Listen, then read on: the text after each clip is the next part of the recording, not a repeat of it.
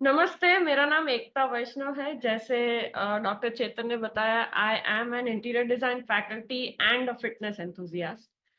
मैं आज का सेशन एक स्टोरी के साथ शुरू करना चाहूँगी and it is a very short story. एक इंसान था, वो सबवे में जा रहा था and suddenly everything was going very well, एकदम शांति थी उसमें। सडनली 2-3 बच्चे आए और उनके फादर के साथ एकदम हल्ला मचा रहे हैं, यहाँ-वहाँ दौड़ रहे हैं, पता नहीं क्या हो रहा है and for some time everybody is okay, हाँ, सेटल हो रहे हैं, ठीक है, चलो।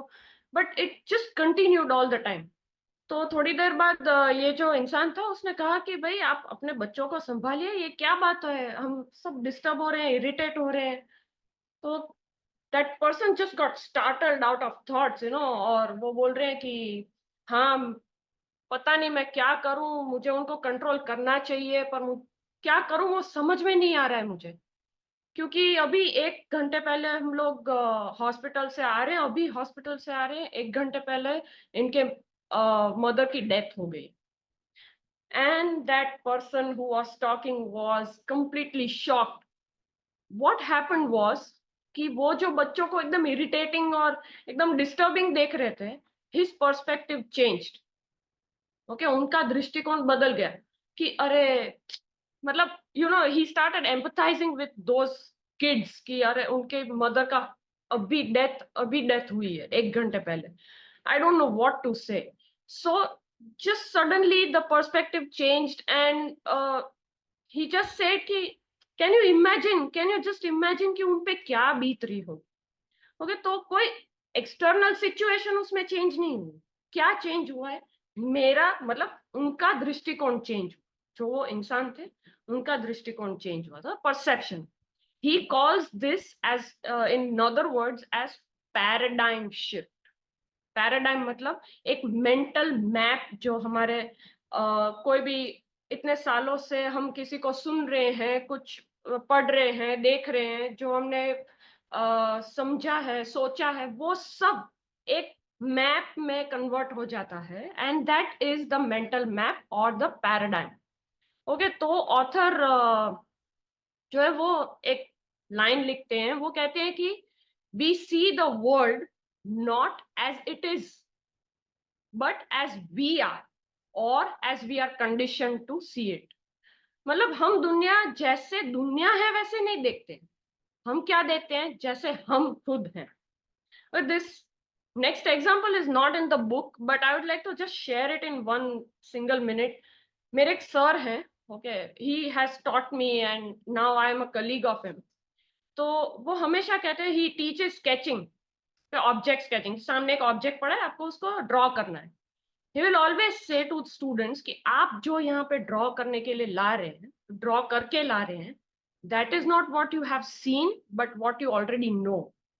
कुर्सी, हाँ, कुर्सी हम लोग ड्रॉ कर दी है, पर आप जहाँ पे बैठे हो वहां से ऐसी कुर्सी दिखती ही नहीं है। Okay, that is the same thing that the author is trying to also convey, right. वो दूसरी बात भी कहते हैं, वो मैप के बारे में बात। जैसे मेरे पास मुंबई का मैप है और मैं फ्लोरा फाउंटेन देखने चली हूँ। मैं कितना भी मैप फॉलो करूं, मैं पहुंच ही नहीं रही हूँ। After some time I realise कि अच्छा, बैठी तो मैं राजकोट में हूँ, घूम तो मैं राजकोट में रही हूँ, तो मुंबई में फ्लोरा फाउंटेन कैसे पहुंचूंगी, कितना भी मैं मैप फॉलो करूँ। So he says that if the map is wrong, it doesn't matter how hard you try, how disciplined और efficient you will still be lost. Okay, कि आपके कितने भी इंटेंशन अच्छे हो, सही हो, आपके एफर्ट्स एकदम राइट डायरेक्शन में, ओके, पर अगर आपका आप मतलब गलत जगह पे हो, तो you will never reach to your destination. That is what another thing that he has said. He has also talked about one more thing, that is character versus personality. Okay, ये चीजें हैं जो हमारा पैराडाइम या हमारा perspective change कर सकती है। तो कैरेक्टर मतलब क्या? कि कैरेक्टर वो होता है जिसमें इंटेग्रिटी, यानी अखंडता, कुछ करने, मतलब अगर ये मैंने शुरू किया ना तो मैं खत्म करके रहूंगी। That is integrity, humility, courage, हिम्मत। Okay, then also you have justice, न्याय, ये सब कोर वैल्यूज। वो कैसा है कि अर्थ का कोर है ना, तो उससे ही आगे सब स्टार्ट होता है। वैसे हमारे फाउंडेशनल वैल्यूज हैं, उससे ही आगे हम बढ़ते हैं। अभी वर्सेस पर्सनालिटी हम देखें तो पर्सनालिटी क्या है, हम कैसे दिखते हैं, हमारे कपड़े पहनने की स्टाइल कैसी है, जूते कैसे पहनते हैं, घड़ी कैसे पहनते हैं, बात कैसे करते हैं, physical things. So that is personality. तो द ऑथर सेज कि अरे भाई, आप कैरेक्टर बिल्डिंग पे ज्यादा फोकस करो पहले। Your personality will automatically be okay, sorry, will automatically be okay. आप अपने आप वो सब ठीक होने लगेगा। अगर आप में कॉन्फिडेंस आ गया है तो आप अच्छे कपड़े पहनेंगे, आपको लोगों के साथ बात करने में भी मजा आएगा।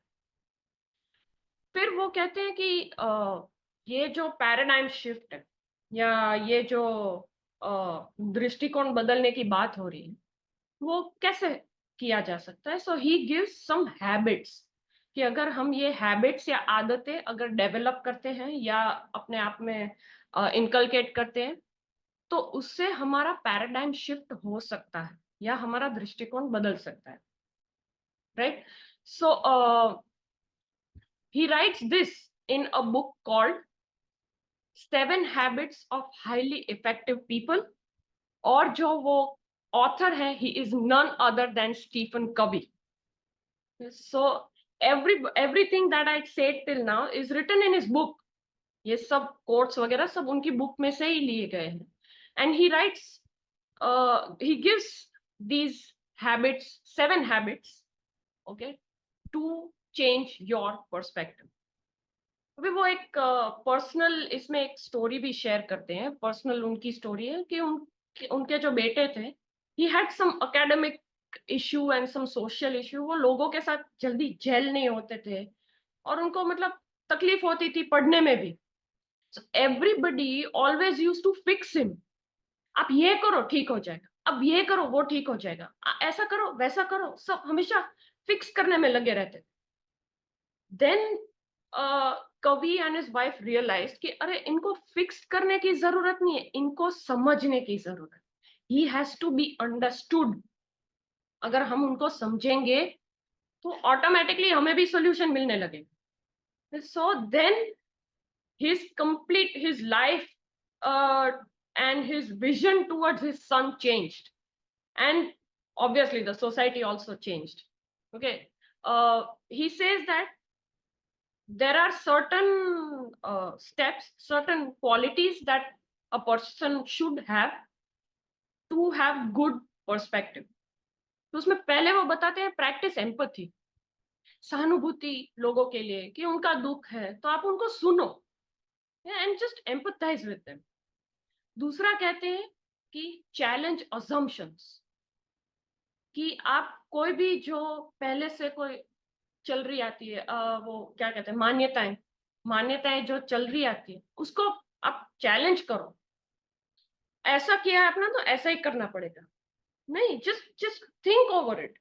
ऐसे नहीं बोल रहे कि कंपलसरी आप मतलब मोर्चा लेके निकलो, ये नहीं बोल रहे हो। वो कह रहे हैं just think over it, whether it is true, whether it is doable, is it feasible to do it, ये सब questions कवि पूछ रहे हैं।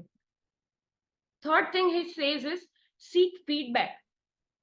आप जो बोल रहे हो वो सामने वाले को समझ में भी आ रहा है, या उनको अच्छा लग रहा है, या उनको ऐसा कुछ लग रहा है कि आप इससे ज्यादा ये बोलते ना तो बेटर रहता, ऐसा कुछ भी है। You should always seek feedback from others.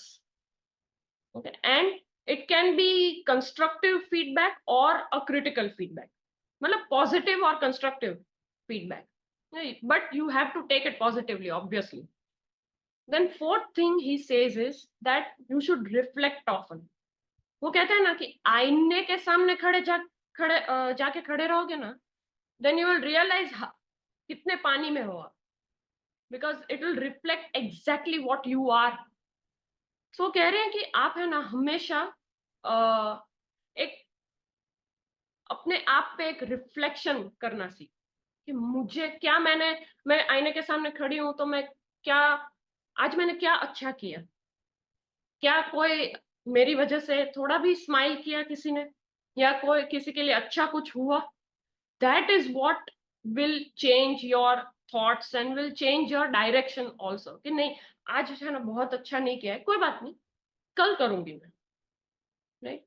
The last thing he says is stay humble. विनम्र रहना चाहिए. हमें नहीं पता है कि सामने वाले कौन से सिचुएशन से गुजर रहे हैं, या वो लोग कौन सी तकलीफें बेयर कर रहे हैं, वो हमें नहीं पता है. So we should always stay humble. Okay, and this is the final quote or thought from Kavi regarding the paradigm shift. He says that if you want to make minor improvements, छोटे मोटे अगर आपको सुधार लाने हैं अपने जीवन में, then you should work on your behavior. हमें व्यवहार पे काम करना चाहिए, अच्छा व्यवहार करना चाहिए लोगों के साथ.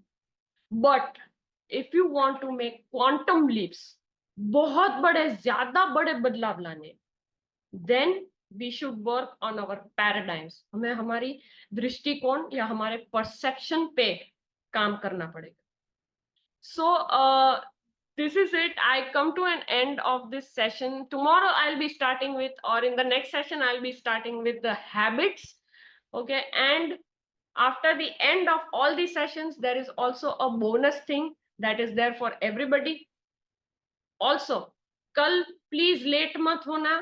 I'm going to start the session with a small game.